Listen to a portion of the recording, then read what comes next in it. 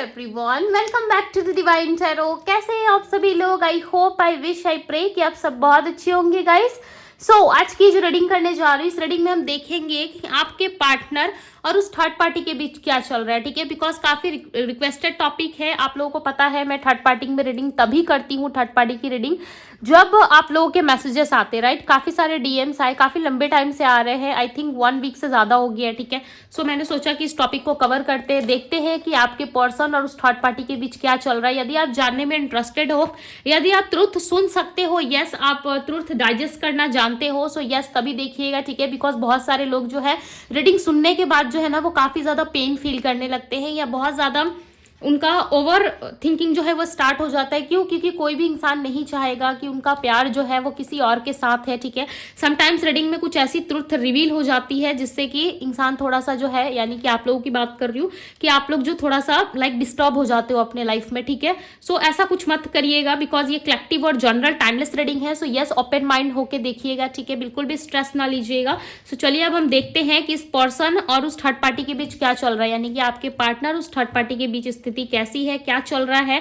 यदि third party की तरफ से कुछ चीजें हैं या आपके पार्टनर की तरफ से है, डेफिनेटली मैं रीडिंग में जो कुछ भी आएगा मैं क्लियर तरीके से आप लोगों को बताऊंगी। ठीक है, बट इतना ध्यान रखिएगा, ये रीडिंग जो है वो जनरल, टाइमलेस और कलेक्टिव है। ओके, चलिए अब स्टार्ट करते हैं और देखते हैं कि आपके पर्सन और उस थर्ड पार्टी के बीच क्या चल रहा है। ओके, खुद को थोड़ा सा एक्टिव रखिए, पॉजिटिव रखिए, बिकॉज रीडिंग में कुछ भी निकल करके आ सकता है। इससे हम क्लैरिफाई करेंगे। यदि आपके रिलेशनशिप में कोई थर्ड पर्सन है, यस आप इस रीडिंग को देख सकते हो।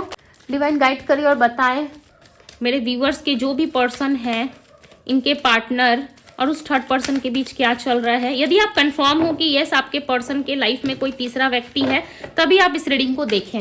ठीक है, ओके।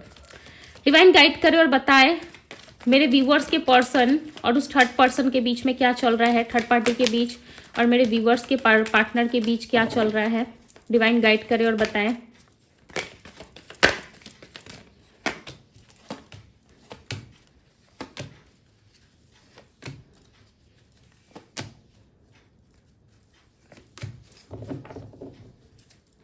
यहाँ पे है अनकंडीशनल लव। ठीक है, बॉटम ऑफ द डेक की एनर्जी।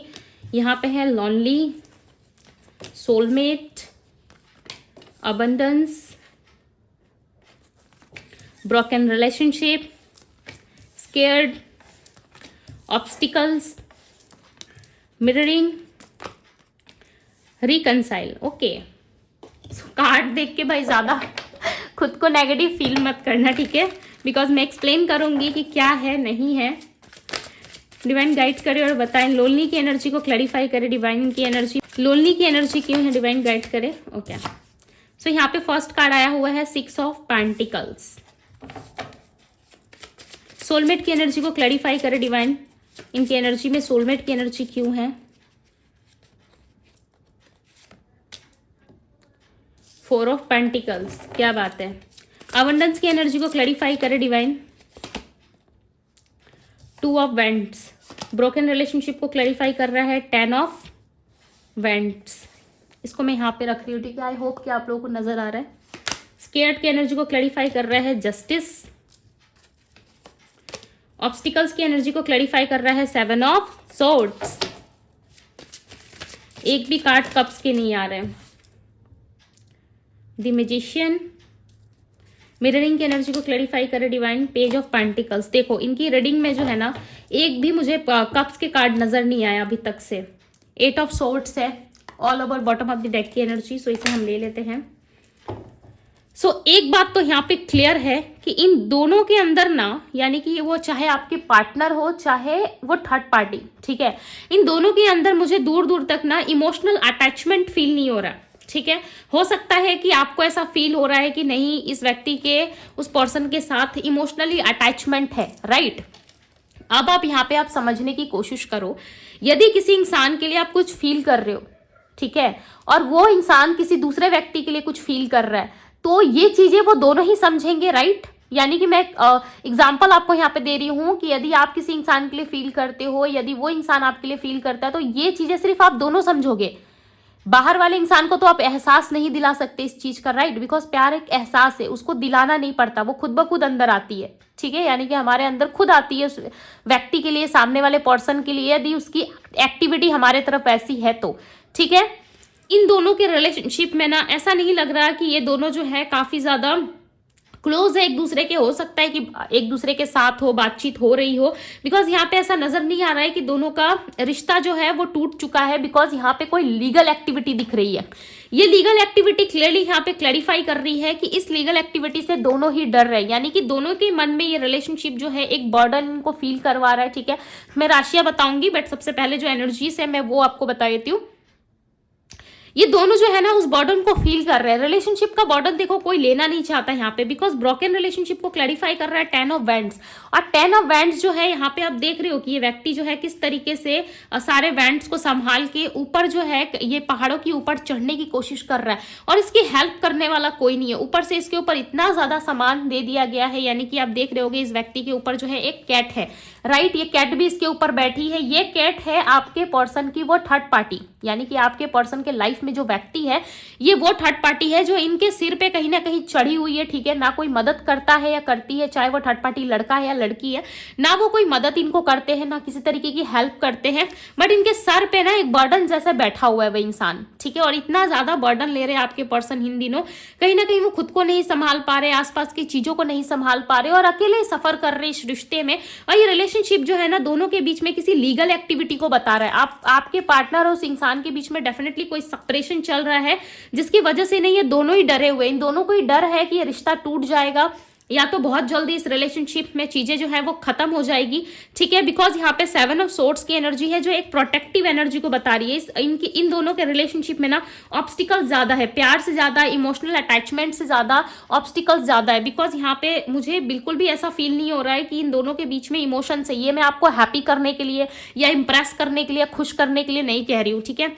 बिकॉज आप खुद कार्ड्स देख सकते हो, मैंने लाइव शफल किया आपके सामने। यहाँ पे आप देखो 7 ऑफ सोर्ड्स है, दूसरी तरफ ऑब्स्टिकल्स है। इनको ना रास्ता समझ में नहीं आ रहा है, आपके पार्टनर को ये समझ में नहीं आ रहा है कि इस रिश्ते में मैं क्या करूं, मैं ऐसा कौन सा भाई एफर्ट्स लगाऊं या कौन सी ऐसी नई चीजें करूं जिससे ये रिलेशनशिप हैप्पी हो सके और मेरे लाइफ में जो ऑब्स्टिकल्स है वो निकल सके। आपके पार्टनर के साथ जो भी व्यक्ति है ना वो डेफिनेटली अपने आप को प्रोटेक्टिव एनर्जी में जरूर रखता है या रखती है, बिकॉज आपके पर्सन सामने से देखो एफर्ट्स लगाते जरूर है। मैं ऐसा बिल्कुल भी नहीं कहूंगी कि वो एफर्ट्स नहीं लगाते, चीजों को बैलेंस करने की कोशिश नहीं करते। ये हर बारी कोशिश करते हैं चीजों को बैलेंस करने की, हर बारी अपने फैमिली में उस थर्ड पर्सन के साथ बैलेंस करते हैं। ये दोनों तरफ ही हमेशा लगे रहते हैं कि भाई कैसे भी करके दोनों की तरफ बैलेंस हो जाए, ठीक है। ये वो थर्ड पर्सन है, ये है उनकी फैमिली मेंबर जो दिख रहा है कि फैमिली की तरफ और उस थर्ड पार्टी की तरफ ये इक्वली बैलेंस करने की कोशिश करते हैं।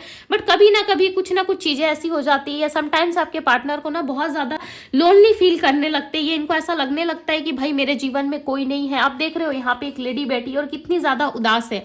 इसको ऐसा लगता है कि मैंने अपने लाइफ में जो भी डिसीजन लिया या जो भी मैंने अपने लाइफ में सोचा ना वो मेरे ही लिए उल्टा काम कर रहा है, ये मेरे लाइफ में ऑब्स्टिकल्स क्रिएट कर रहा है, मैं ही खुद को अकेला पाता हूँ या पाती हूँ। डेफिनेटली आपके पर्सन इस रिश्ते से खुश नजर नहीं आ रहे। आपके पर्सन बहुत ज्यादा प्रयास करते हैं, इस रिलेशनशिप में एफर्ट्स डालते हैं, इस रिलेशनशिप को प्रोटेक्ट करते हैं, बट हर बारी ना इनको बहुत सारी चीजों का सामना करना पड़ता है।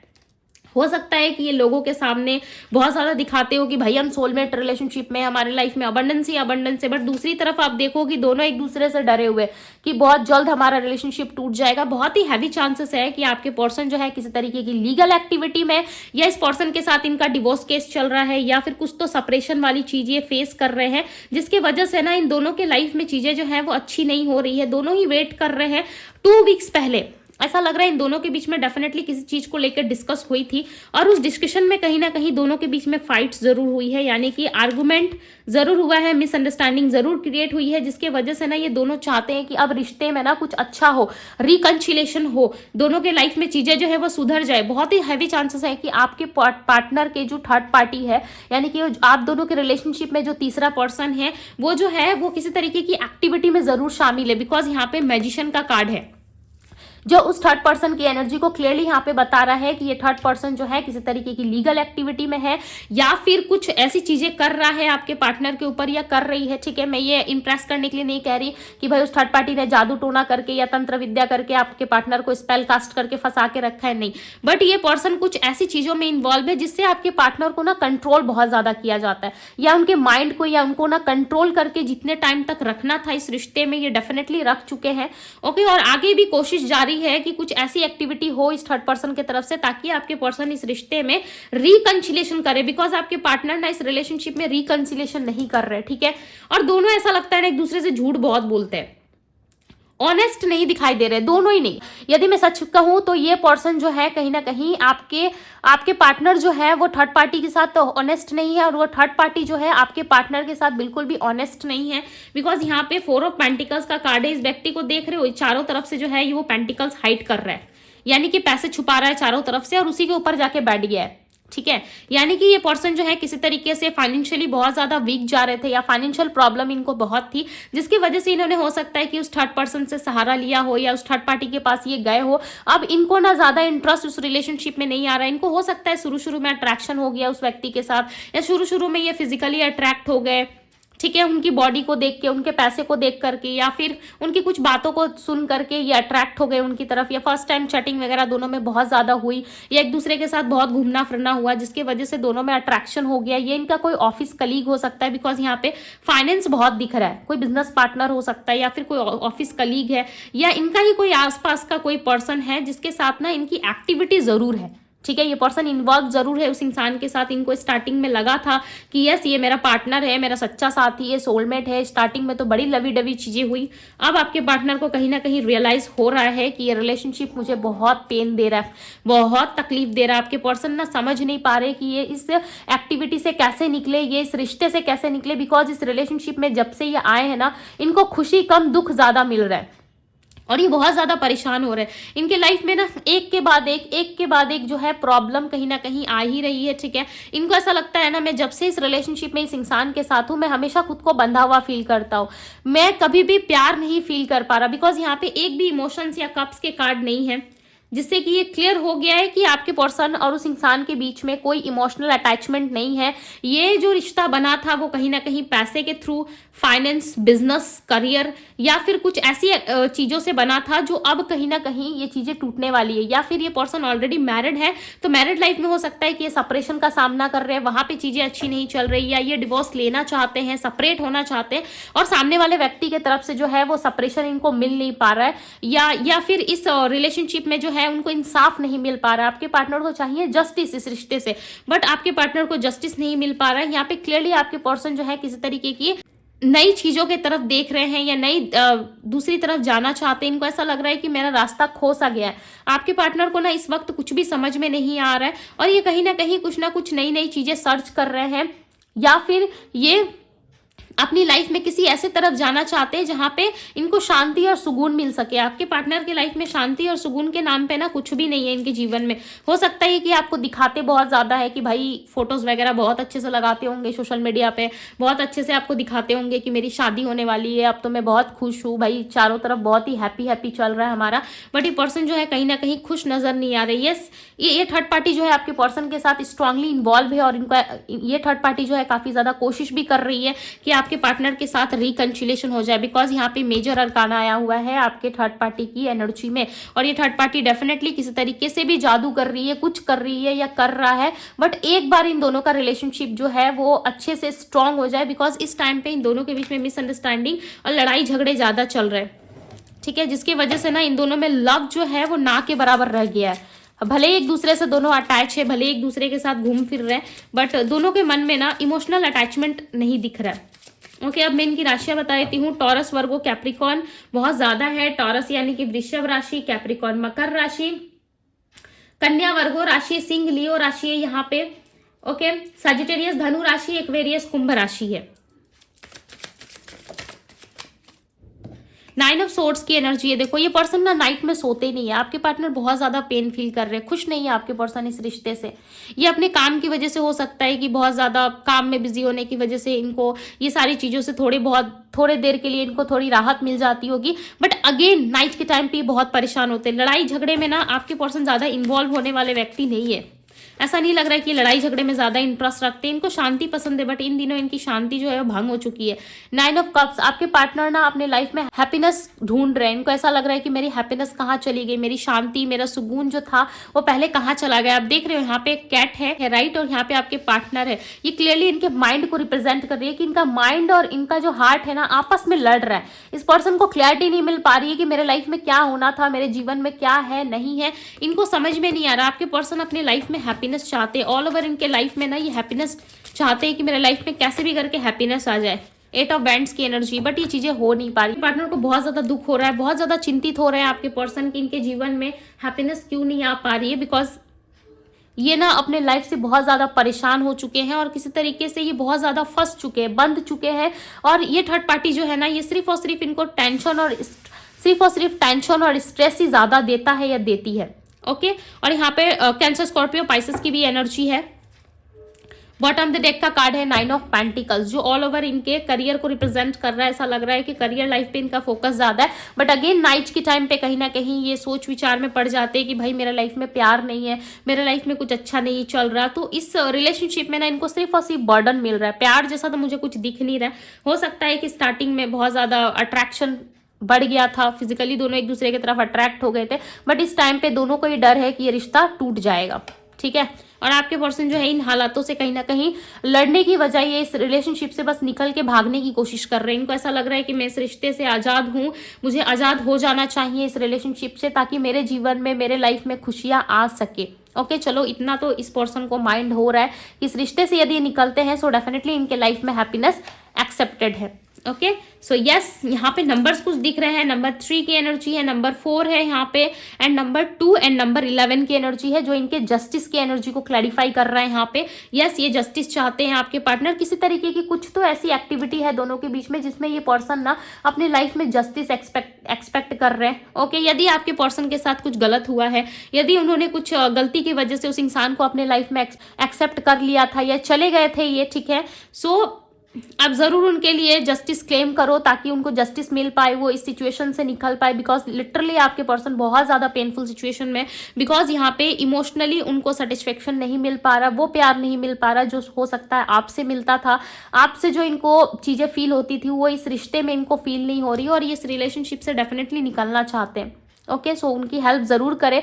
यदि वो किसी गलत जगह में फंस गए हैं या गलत जगह चले गए हैं, सो आप उनके लिए हीलिंग एनर्जी सेंड कर सकते हो। ठीक है, मैं इस तरीके की रीडिंग्स में नहीं कहती कि आप अपने पार्टनर को हीलिंग एनर्जी सेंड करो, बिकॉज ये इंसान सच में प्रॉब्लम में दिख रहा है। तभी मैं आप लोगों को कह रही हूँ कि यस अपने पार्टनर को हीलिंग एनर्जी भेजिए ताकि वो अपने लाइफ में जस्टिस को प्राप्त करे और सही एक डिसीजन ले सके अपनी लाइफ में। ओके यस, सो ये थी आपकी रीडिंग। यदि आपसे रेजोनेट करी है सो इस रीडिंग को जरूर क्लेम कीजिएगा, अपने लव वन के साथ शेयर जरूर कीजिएगा। अभी के लिए बस इतना ही, मैं मिलती हूँ आप सभी से अगले रीडिंग में। Bye guys.